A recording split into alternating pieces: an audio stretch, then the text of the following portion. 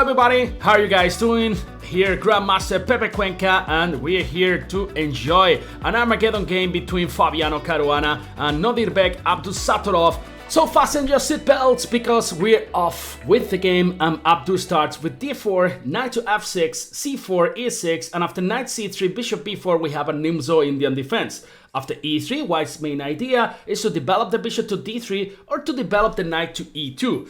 White's idea after knight g to e2 is to be ready to push a3. The idea is, if black takes on c3, of course, you are not gonna recapture with the pawn ruining your pawn structure, but instead you wanna recapture with the knight on c3.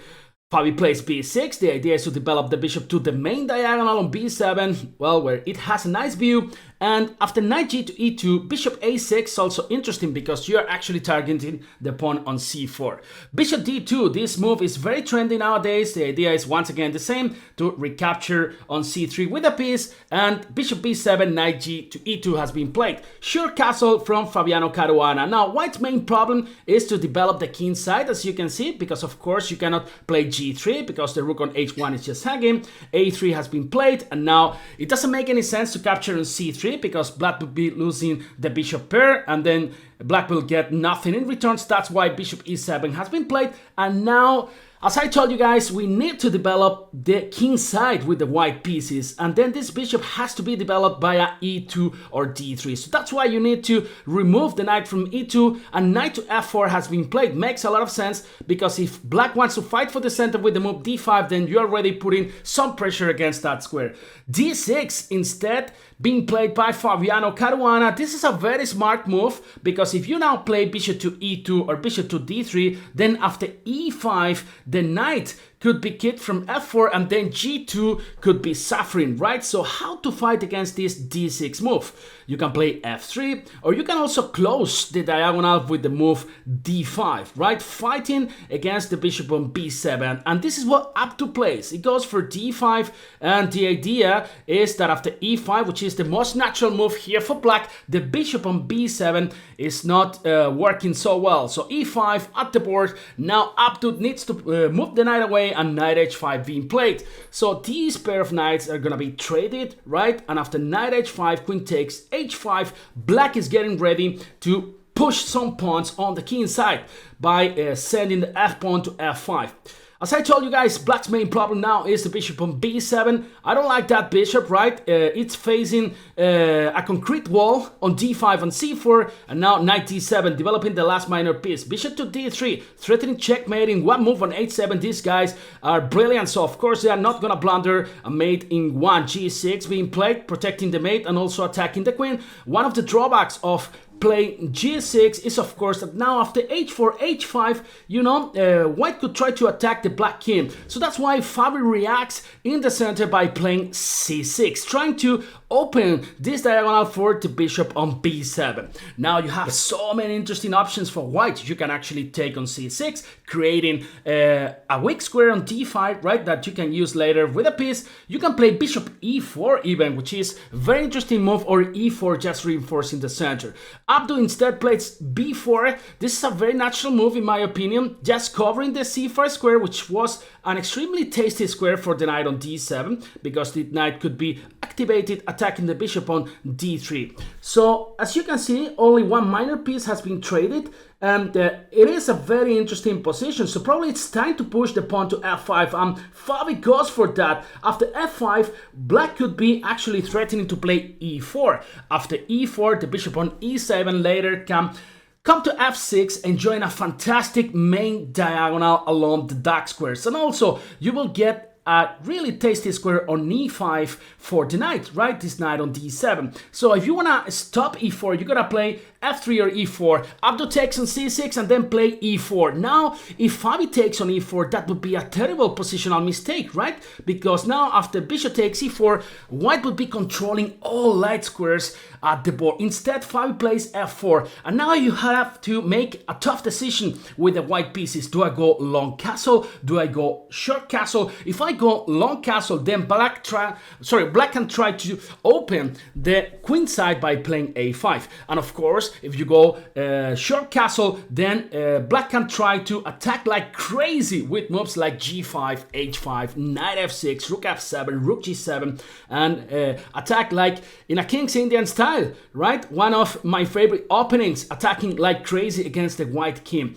And how to play here with the white pieces? Do you wanna play f3? Do you wanna go short castle? Do you wanna jump with knight to d5? Another positional mistake would be to play b5. Why b5 is a positional mistake? Because once again, you leave this c5 square, which is extremely tasty for the d7 knight. So f3 being played, and now Fabi, you know, wants to attack like crazy. Knight to f6. I love this move. The knight gains control over the d5 square, and the knight supports a possible g4 break. So bishop d7, the bishop was basically doing nothing on c6, and as in the King's Indian positions, you need this bishop on this diagonal, because imagine a pawn on h3 trying to stop the g4 break, you are always ready to sacrifice this bishop on h3. Knight d5 being played by Abdusattorov. I love this idea, because after knight takes d5, now white wants to take with the e-pawn, and suddenly the bishop on d3, which was a sad bishop, which was, you know, with no diagonals, now suddenly it has a target against the h7 pawn. King h8 and king h1, both prophylactic moves, you know. A lot of action is about to happen at the g-files. That's why it's better to have the king in the corner. So g4 from Fabi, you know, trying to attack like crazy. g3 ideas also possible. So Abdu needs to actually create some counterplay. How to create some counterplay here with the white pieces?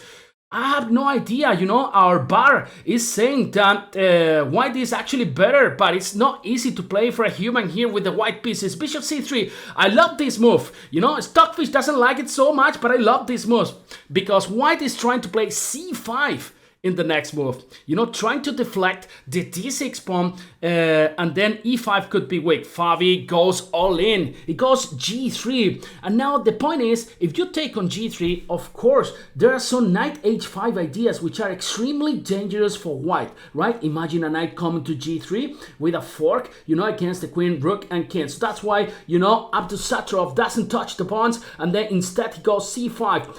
gh2, you know, but this pawn on h2 could be our friend, you know, because it's actually protecting the white king. Knight to f6. Now Fabi has two options to recapture this knight on f6. If you take with the bishop, then d6 is actually falling. So you're gonna take with the rook, and Fabi goes rook to f6, then rook f to d1. I love this move. You are increasing pressure against the pawn on d6, and then you're also freeing the f1 square for the bishop, because the bishop on d3 is basically doing nothing, you know, and the bishop on f1 could be in good defensive tasks, right? Just protecting the only weak square that now white has on g2. b takes e5, b takes e5, and then rook c8. Probably a good move, pinning the pawn on c5, because if you take on d6, then at least black can try to grab the bishop on c3. Remember that there is no increment in this position until move 61. So actually time here is extremely important. Only move 26, they need to make 34 moves before getting that increment. And remember, this pawn on h2 could be Abdus' best friend, you know, that friend that is there with you when you are actually sad, when you have broke up with your girlfriend, with your boyfriend. Then this is the guy that calls you and texts you out, right? But then you have fun that night, but next day you're still crying. So queen takes e7 now, and then we reach this position, which is extremely double-edged, because now I'm even more worried about black's king safety, right? Because the white king has this pawn on h2, well, closing the h-file. Queen to b2, I love this move, just attacking the rook on c3 and then putting an eye against the pawn on e5, right? That pawn on e5 is a little bit weak, only protected by the queen. So let's see what Fabi plays in this position. Also, after queen b2, you know, white could be threatening to bring the queen all the way to b8 with a check and then grab the a7 pawn. So how to protect that pawn on a7? That's why Fabi plays rook to c8, going to the back rank, you know, protecting that king on h8. Now, you know, the a1 rook is actually very sad, so maybe, and just maybe, just bring the rook to c1. That could be a really interesting option here for white, right? So just improving our pieces. Of course, never take this pawn on h2. It's suicidal. It's suicidal. I know material is material, but in this case, it opens the h file. And after rook h6 check, and then there are some queen h4 ideas, or even some queen c5 ideas, bringing this queen to this dangerous diagonal. Of course, this king is gonna suffer a lot in those positions. So I know, guys, material is materials, but don't take that pawn. I like this move, bishop f1, just improving the situation of the bishop, because now the rook on d1 is working better. Let's see what Fabi plays. He goes rook to b6. Now Fabi looking for counterplay on the queen side, queen to d2. Now the bishop on d7 is actually attacked. So how to place the bishop now? Probably to e6 or to e8. Fabi goes bishop to e6. Well, now, as you can see, white cannot penetrate along the d file because d5 is covered, d6 is covered, d7 and d8 are covered. So basically, you have a lot of control of the d file, but actually you cannot use it, right? So white has to find another way in order to penetrate in black's position.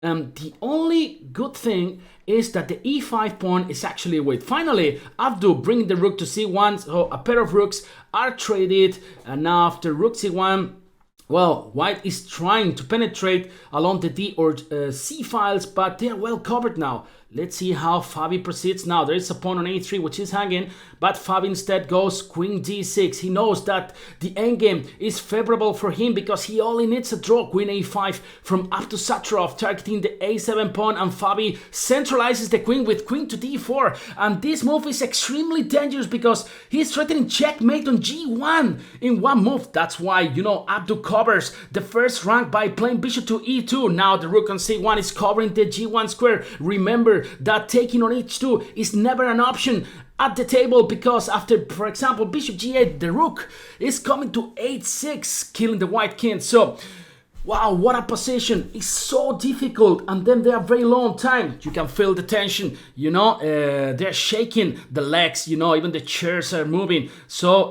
you can feel the pressure and the tension in these kind of games, in these kind of rapid and blitz games. So, what to play now after bishop to e2? Because Fabi's problem is that all the time he needs to keep an eye on the e5 pawn. That's why he goes queen to b2, guys. Fantastic move. You know, the queen keeps protecting the e5 pawn. The queen attacks the rook on c1 and the queen attacks the bishop on e2. So, what a move by Fabiano Caruana. Now, Abdusattorov needs to protect the bishop and rook at the same time, and there are not so many ways. And of course, you don't wanna go rook e1 because that's a very passive move. Rook to d1, what an interesting move. Now you could be saying, come on, stupid Spanish guy, Pepe, what happens if I just take the bishop on e2? Well, after queen takes e5 check, king g8, the rook enters on d8, rook d8 check, and probably white has some mating ideas over there, so probably not a good idea grabbing the free foot on e2. I know that you guys are in a buffet, then you want to take everything that you see at the table, but sometimes pieces are poisoned, so you cannot actually take the bishop on e2. So how to improve black's position now? If you cannot take the bishop, maybe you can increase the safety or your king. And this is what Fabi does by playing bishop to g8, covering the back rank. Now, the rook can also come, I don't know, maybe to g6. That's a very tasty square for the rook. Why? Because the rook defends the bishop on g8. The rook can actually cover the king in some lines with rook to g7. And also, the rook puts an eye, keeps an eye against the g2 square. Right? And the rook and queen combined, they can actually put tremendous pressure against the white king on g2. So let's see what Abdu plays in this position, because at some point the bishop on e2 could be actually taken. So rook d8, so he doesn't care about the bishop on e2, because if queen takes e2, queen takes e5, that's checkmate. Only move would be rook f6, and then keeping that rook, baby, queen takes f6, and that's gonna be checkmate. So now there are some ideas like queen d5 in the air as well, increasing the pressure against the bishop on g8. So what is Fabi gonna play?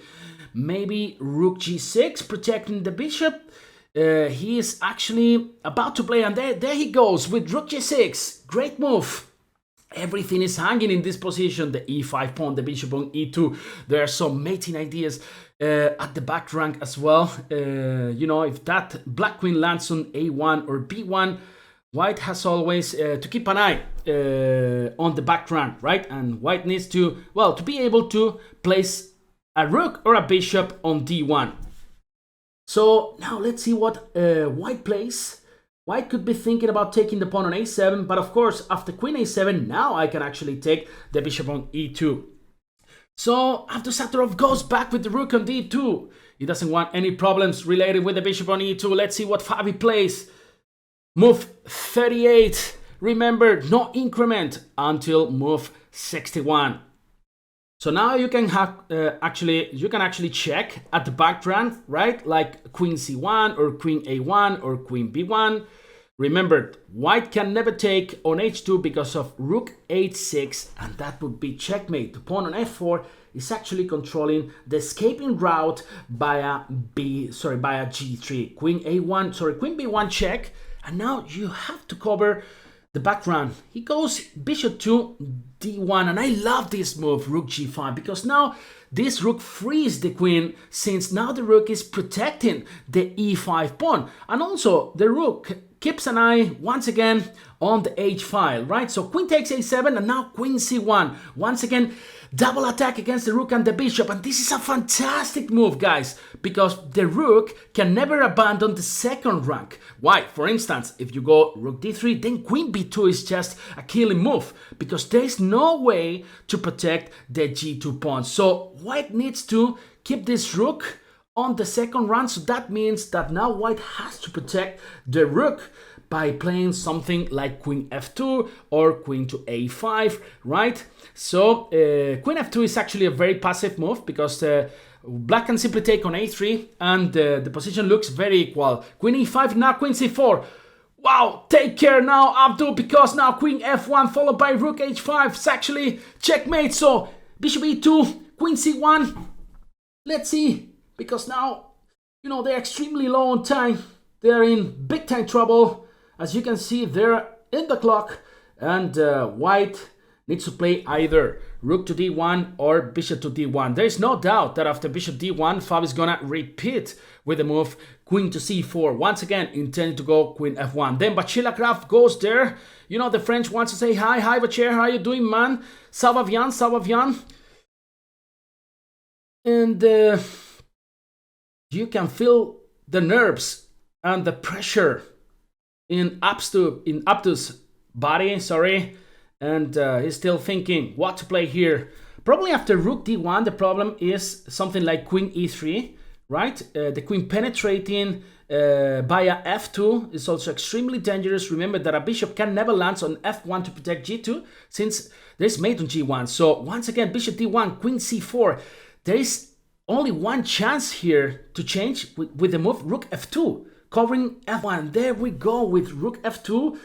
Now, what to do here, Fabi? So queen to d3. Once again, putting more pressure against the bishop. You can never go queen e1, because that means that after queen a3, then white could never be better in this position. White needs to keep the extra pawn on a3 if white wants to win this game. So after queen d3, I don't find a move here, guys. Because, for instance, after bishop a4, then queen b1 is just checkmate. Since after king h2, there is rook h5 coming. So how to play? It's just so tough here to say a move for Abdu. And he's got less than 1 minute in the clock, as you can see there. Only 30 seconds. No increment, so queen a4, and now queen e3. The idea is to attack the rook, of course, and then to play queen e1. And the problem after rook f1 is queen d2 winning the game. So probably black is winning. Black is winning, guys. Rook f1, queen d2, and after, of course, rook a2, just queen g1 mate. So queen c2, and this is mate. Queen e1, And Abdul resigns since after king h2, rook h5 was checkmate. Fabi takes the win and then he wins the match. So hope you guys enjoyed the game. Big hugs from Granada, Spain.